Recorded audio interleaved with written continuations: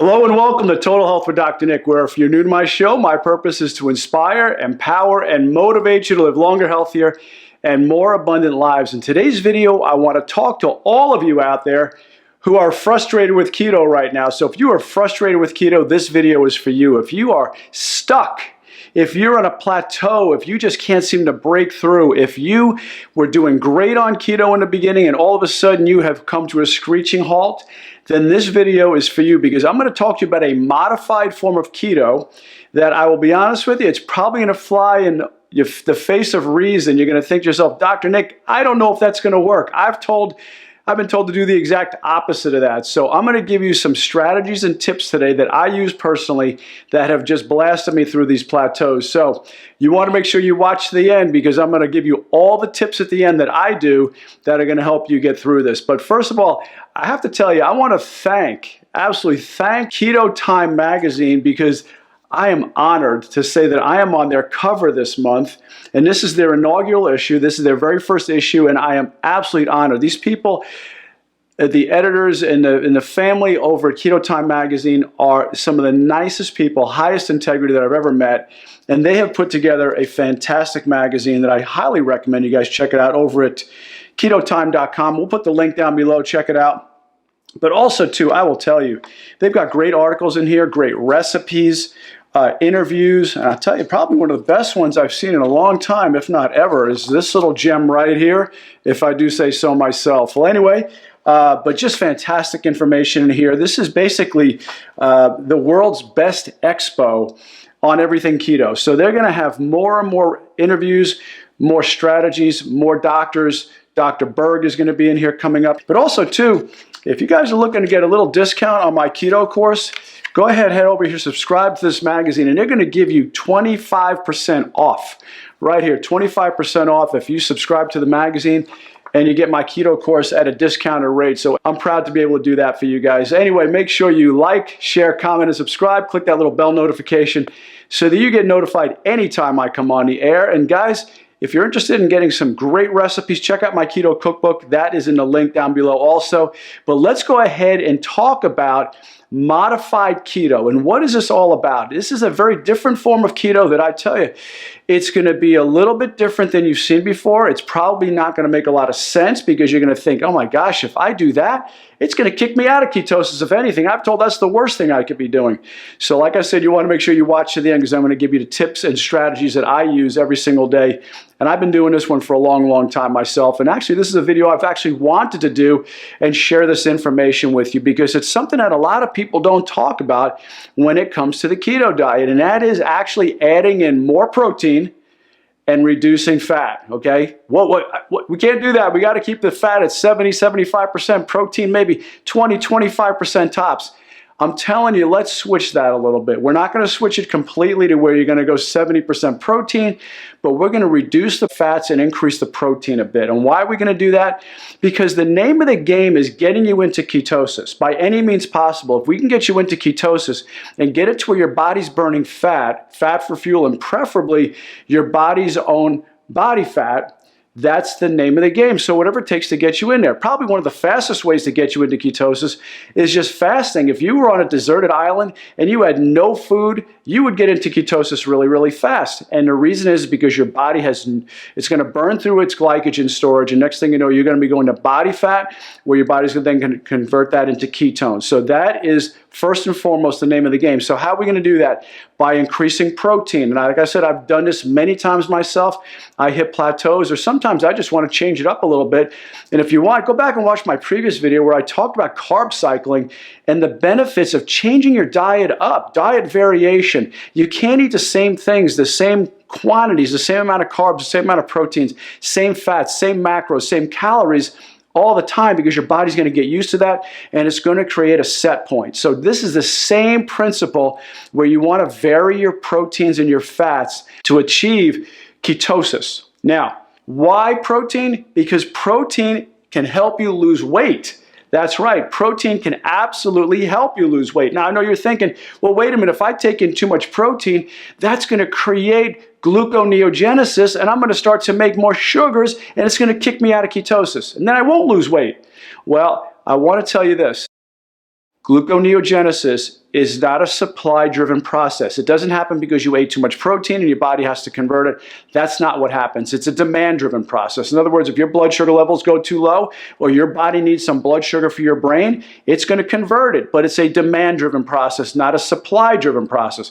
So just because you up your proteins does not mean you're going to change and all of a sudden become a sugar burner all over again. According to an article in Nutrition and Metabolism, the American Journal of Clinical Nutrition, and International Journal of Obesity, a high protein intake boosts metabolism, reduces appetite, and changes several weight-regulating hormones. And we're going to get into all of this as we move through this. But once again, I'm urging you, make the change, try it out. And I'm going to tell you how many days a week to do this. So like I said, watch to the end because I'm going to show you exactly how to do this in a daily basis. Metabolizing protein burns calories. It turns out there's something called the thermic effect of food. What that means is as you're burning food, it requires a certain amount of calories to do that. And protein is very high, much higher than carbohydrates and fats. In an article according to Nutrition and Metabolism, protein has a much higher thermic effect, 20 to 30%, compared to carbs, 5 to 10%, and fats, 0 to 3%. So it turns out that burning protein actually requires more calories than burning carbohydrates and burning fats, which makes it a higher thermic effect food. Protein makes you burn more calories. In an article published in the Journal of the American College of Nutrition and the British Journal of Nutrition, a high protein intake has been shown to boost metabolism and increase the amount of calories burned by about 80 to 100 calories a day. So just by changing to where you have more protein, it revs up your metabolism to where you're just going to actually burn more calories per day just by switching from fats to proteins. Protein can actually reduce appetite. That's right. Protein is very satiating. So not only fats, proteins can actually curb your appetite too in a number of different ways. In an article published in Nutrition and Metabolism that said that protein can reduce hunger and appetite via several different mechanisms due to increased secretion of satiety hormones GIP and GLP-1. Not only that, and in an article published in the American Journal of Clinical Nutrition found that protein at 30% of calories caused people to automatically drop their caloric intake by 441 calories per day, which, by the way, guys, that is substantial. That's a lot of calories, especially when you're on a caloric intake of, say, 1,500 or 1,200 calories a day. 441 calories becomes incredibly large, and that's going to make a huge difference in you burning fat. So now, what are the strategies to ensure your success? Well, number one, you want to keep your calories the same. You don't want to modify that. Just because you're changing your protein and fats amounts, you don't want it to make your calories per day fluctuate and vary. Now, I know I said earlier that I'm all about changing your calories, changing your proteins, changing fats, changing carbs, and so on in diet variation. But for this, I want you to keep your calories the same so that way you see what kind of changes really happen by just modifying your proteins and fats alone, but not your calories. Number two, you're going to lower dietary fat. Now, once again, I know people think, well, but wait a minute, if I lower dietary fat, I'm not going to produce ketones enough. Well, guys, the idea is you don't want to get it all from your dietary fat. You want to produce the ketones because you're burning your belly fat, all right, your thigh fat. That's where you want to get the ketones from. The problem is you're never going to burn belly fat and thigh fat and butt fat and things like that unless you reduce your dietary fats, because otherwise your body's always going to go and burn that rather than your body fat, and you want to burn body fat. Number three, keep your carbs the same. So whether you're on a 20 carb a day plan or 30 or 50, whatever it may be, keep the carbs the same. Once again, just like calories, you don't want that to vary very much at all because you want to see what kind of changes are made by fat and protein changes. And number four, increase your veggies. All right, so we're going to increase the veggies. Why? Because veggies help with intestinal motility. It also helps with fiber, and fiber is great at producing something called butyric acid, which is very, very important in helping your gut cells heal and function properly. So it's really, really important. We're all about clean keto here, so I don't want you changing that. Make sure you're eating plenty of vegetables. In fact, maybe you could even double that. Now, what you also want to do is, of course, increase your protein. That's the big thing here, all right? So increasing your protein. Now, another added bonus is to do intermittent fasting on the days after your low-fat days. So after you have a low-fat day, Combine that, turbocharge it even more by having a fast. Now why? Well, because you've already depleted glycogen, you're already now into burning fat because now your protein is up and your fat is down. So now your body's burning more fat. Well, incinerate even more by having a fast day right after it. Now this plan could be done 2 to 3 days a week. If you want to do it more, go ahead. But you might want to start off 2 days or 3 days just to kind of get used to it, used to changing these numbers, used to lowering your fats, raising your protein. So by doing that, it gives your body a little ease in process, okay? So what does this look like, say, for me? Well, usually for me, I eat about 1,800 calories a day just to maintain my weight.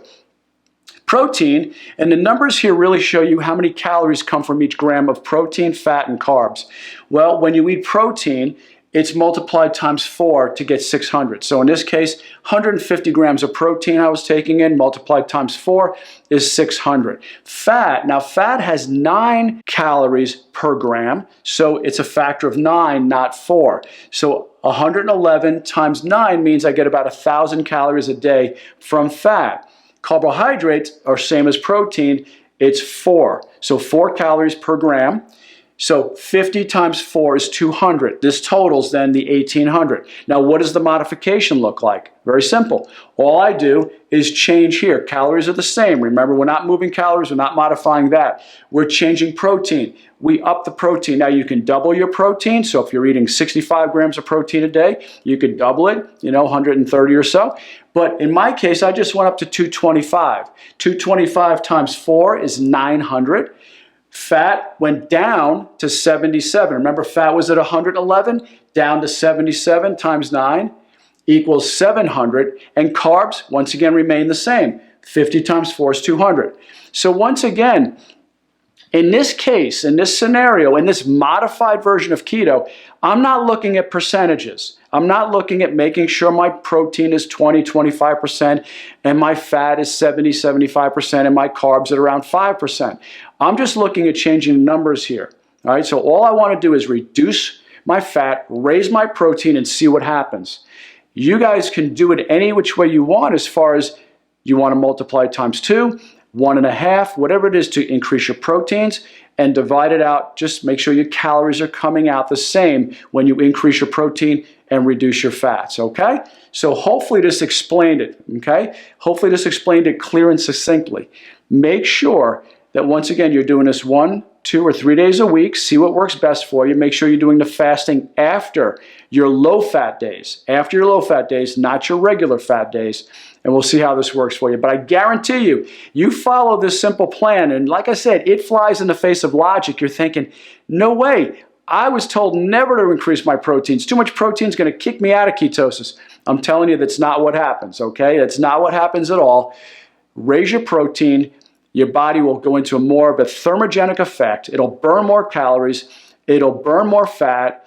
It'll rev up your metabolism because you increased your protein, build more muscle. Now, as you build more muscle, now I'm not saying this for people to say, hey, you know what, I want you to be bodybuilders. I want you to get huge. That's not it at all. In fact, one of the comments I received on my previous video about carb cycling was that, is this just for people who want to work out and exercise? And the answer is no. You can carb cycle anytime. Increase and lower your carbs to give your body a little shock factor and boost it here and there.